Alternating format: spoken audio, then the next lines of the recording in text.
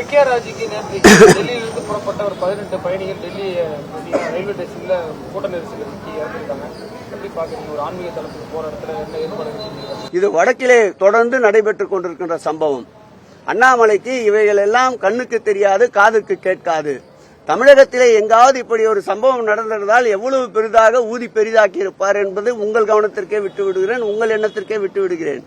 ஆகவே தமிழகத்தை பொறுத்தளவில் லட்சக்கணக்கான மக்கள் கூடுகின்ற கூட்டமாக இருந்தால் மாண்புமிகு தமிழக முதல்வர்கள் முன்கூட்டியே துறை சார்ந்த அமைச்சர் என்ற வகையில் என்னையும் அந்த மாவட்டத்துடைய அமைச்சரையும் கலந்தாய்வு கூட்டங்களை நடத்தி கூடுகின்ற மக்களுக்கு ஏற்றார் போல் பாதுகாப்பு வசதிகளை ஏற்படுத்தி தருவதால் தான் அண்மையில் கூட திருவண்ணாமலையில் பௌர்ணமி தினத்தன்று 25 லட்சத்திற்கும் மேற்பட்ட மக்கள் கூடிய போது கூட ஒரு சிறு அசம்பாவிதம் கூட இடம்பெறாமல் முழுமையாக பௌர்ணமி கார்த்திகை தீபத்தை முடித்து வைத்தோம். அதேபோல் மலையில் கொப்பரை தேங்காய் ஏற்றுவதற்கு ஏற்பட்ட நிலநடுக்கத்தால் பல்வேறு வகையில் கொப்பரை தீபம் இந்த ஆண்டு எரியுமா என்று பக்தர்கள் ஏக்கத்தோடு இருந்தபோது எரியும் என்று உறுதியோடு மாண்புமிகு தமிழக முதல்வர் அவர்கள் அறிவித்தார். அதேபோல் கொப்பரை தீபத்தை ஏற்றி பக்தர்களுடைய மனதை கார்த்திகை தீப திருவிழாவை ஒளிமயமாக கொண்டாடிய அரசு இந்த அரசு. இவையெல்லாம் அண்ணாமலையின் எண்ணத்திற்கு செல்வதற்கு நியாயமில்லை. ஏனென்றால் அவருடைய எண்ணங்கள் முழுவதுமே கலங்கப்பட்டிருக்கின்றது. கள்ள எண்ணம் என்பதால் இது நிச்சயம் அவருடைய எண்ணத்திற்கு செல்லாது. அதை உங்களுடைய பேச்சுக்கே விட்டு விடுகிறேன். மோடி படம் கைவிலங்கோட போட்டப்பட்டதுனால விகடனோட இணையதளம் பக்கம் மத்திய அரசு முடக்கி இருக்கு. விமர்சனங்களை தாங்கிக் கொள்ள முடியாத அரசு ஒன்றிய அரசு.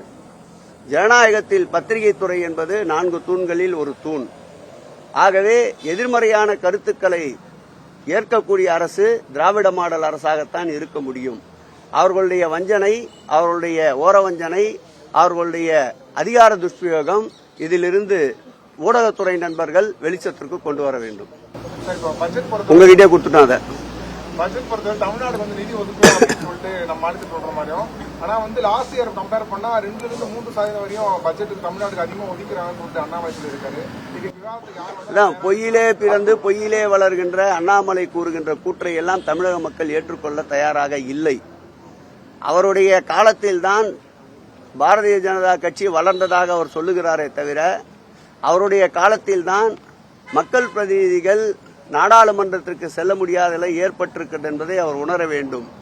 இப்படியே பொய்களையே தினந்தோறும் அறுவடை செய்து கொண்டிருந்தால் வருகின்ற சட்டமன்ற தேர்தலில் முழுவதுமாக அந்த கட்சியை தமிழக மக்கள் ஓரம் கட்ட தயாராகி விடுவார்கள். தேர்தலில் எல்முருகன் தலைவராக இருக்கும்போது வேலையாத்திரை நடத்திருந்தாங்க. 26 தேர்தலை மையப்படுத்தி சென்னையில் வேலையாத்திரை நடத்த இந்து முன்னணி பாஜக திட்டமிட்டிருக்காங்க. இதை எப்படி நீங்க பாக்குறீங்க? மக்கள் தெளிவாக இருக்கின்றார்கள்.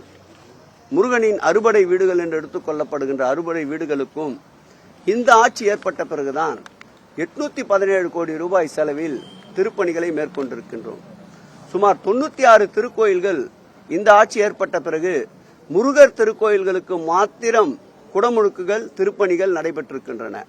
இப்படி முருகனுக்கு அதிமுக்கியத்துவம் தருகின்ற ஆட்சி என்பதால் தான் அனைத்துலக முருகர் பக்தர் மாநாட்டை 26 நாட்டினுடைய பக்தர்கள் பங்கேற்ற ஒரு சிறப்புமிக்க மாநாட்டை நடத்தி காட்டிய பெருமை திராவிட மாடல் ஆட்சிக்கு உண்டு.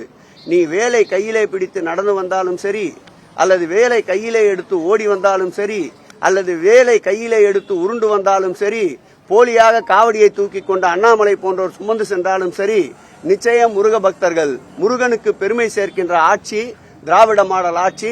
திராவிட மாடல் ஆட்சியுடைய நாயகன் மாண்புமிகு தமிழக முதல்வர் அவருடைய கரத்தைத்தான் வாக்காளர்கள் முருக பக்தர்கள் பலப்படுத்துவார்கள்.